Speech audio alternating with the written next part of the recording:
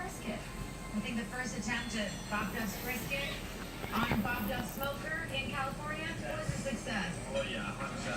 I have to admit, when my dad first sent me the smoker, I thought, thanks, Dad. But after tasting that brisket, I have a feeling I'm going to be making this a lot more often. Thanks, Dad.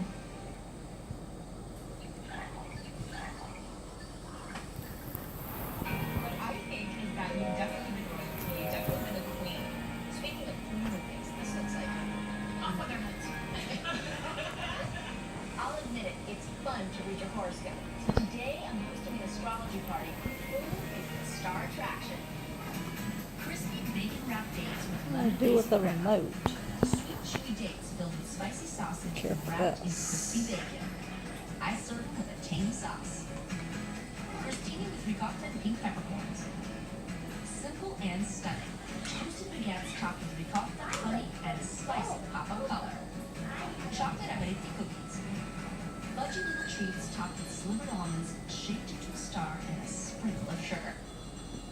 Really trying to connect with voters individually, and there's really a strategic reason for that, and that reason alone is the issue of entitlement and the idea that Hillary Clinton is trying to tell voters that she's trying to connect with them and that she, even though she's the front runner, she's not entitled to the seat. What do you make of her obvious focus on the fact that I'm a grandmother? This is why I'm running for president, because I want to leave a better generation for my granddaughter, not because I was a U.S. Senator, I was the Secretary of State. I'm the best person to lead this country because of my record. Right, and I think when we see Hillary Clinton talking about that, talking about being a grandmother, she's trying to show another side to the American people that they may not know. You don't hear her talking a whole lot about that. Chelsea Clinton herself, other than what she does for the Clinton Global Initiative, is rather a personal, private person when it comes to her personal life. Hillary Clinton talking about being a grandmother allows her to reconnect or connect with voters that she hasn't been able to do so. Voters who only see her as a former First Lady, who see her as a Secretary of State, going across the world. Grant, did you say good morning to Granny? In the living room and talk about issues and problems. Come that tell they're her. facing. Couple of points that Republicans are no doubt Come look at her going face to and hit say, and wait, throughout come to her this face campaign. and wave. The Say, hey, Benghazi Granny. scandal. Benghazi, her age, things like that. What do you think will be something that the campaign's most worried about? Well, I think they're most worried about themselves right now. They're most worried about the idea of the issue of entitlement. But to your point about the Republicans, they are going to try to hit her very hard on all of these issues. She has a very long career. She has a very long record. Certainly open for debate, whether some of that is good, some of that is bad. What Republicans have to be careful about, certainly Republicans on Capitol Hill who are investigating the Benghazi story and investigating the email story, they can't seem like it looks too overtly partisan to try to hurt her politically. If that happens, then that could backfire on them. But you will see congressional investigations going forward as she's running for president into those two issues. All right, Mark Preston there for us in Brooklyn, New York. Mark, thanks so much. Thanks. All morning, we'll have more about Hillary Clinton's big announcement right here on Weekend Express. From Brooklyn, where the campaign is based, to Iowa, where it will begin on the ground, to Washington, where she hopes to end up.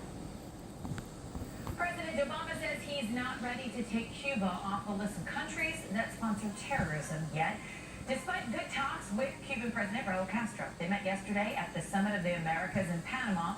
It was the first time leaders from the two countries have met face-to-face in more than 50 years. President Obama announced his goal to renew diplomatic ties with Cuba in December. The point is, the United States will not be imprisoned by the past. We're looking to the future and policies that improve the lives of the Cuban people and advance the interests of cooperation in the hemisphere. Now, this shift in U.S. policy represents a turning point for our entire region. Castro says Cuba is willing to talk about all the issues between the two countries, but it will take patience. One last check on your forecast with meteorologist Ivan Cabrera, who's tracking storms here in the south. A little bit weather. Yes, a lot of wet weather. The next few days it's going to be downpour stage here, and of course, for me personally, it's going to go out on a couple of bike rides. I'm going to have to wait till Go indoors. I'm going to have to go spin indoors, which I'll go spinning. kind of a winter thing. But yeah, we love spinning. We'll talk about more of that in the next few weeks, I think, here. Wow, Sunday forecast looks cool and a little bit wet across the Pacific Northwest, but look at the Northeast finally clearing out and nice and sunny. But yes, it's in the south that we're talking about just some rainfall here. We have this plume of tropical moisture coming in, crossing Texas and heading into the Gulf. Look at these downpours here. This is not a Sunday late thing. This is Sunday, Monday, Tuesday, perhaps heading into Wednesday. We're going to continue with some rainfall in some areas by the time all is said and done. We can be talking about 4 to as much as 6 inches of rainfall. You know, rainfall is a terrible thing when you talk